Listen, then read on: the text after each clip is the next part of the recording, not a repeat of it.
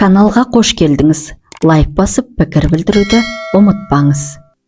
Қызылорданың қасиетті топырағы, барса келмес аралының құпиясы мен Арал теңізінің тылсымы, ғылыммен үндесіп, өз сыры мен сырқатын жазып жатыр.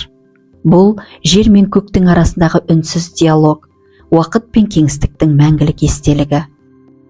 Алда Қазақстанның тың жерлері жаңғырып, рухы оянады. Ендігі кезек Шығыс Қазақстанның асқақ таулары, олардың темірдей қайратты рухы. Солтүстік өлкелердің тыныш та терең даналығы. Табиғаттың әр тынысы, әр түйір тасы болашақтың үнін жеткізеді. Жердің жадында өткеннің ізі, болашақтың үміті бар. Біз соны тыңдай білсек, Құдай да бізге тіл қатпақ.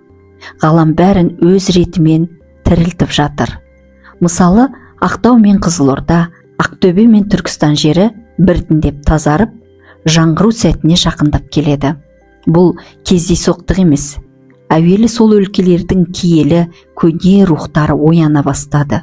Сол рухтар арқылы жерде қайта тірілді. Адам санасы сәуле шалғандай жердің де жаны тербеледі.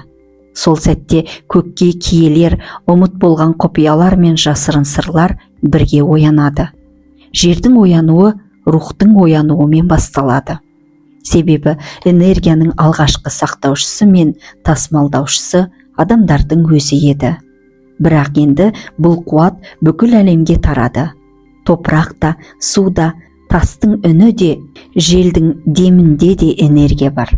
Бәрі тірі, бәрі сезімді, бәрі үндесіп қайта жаңғырып келеді.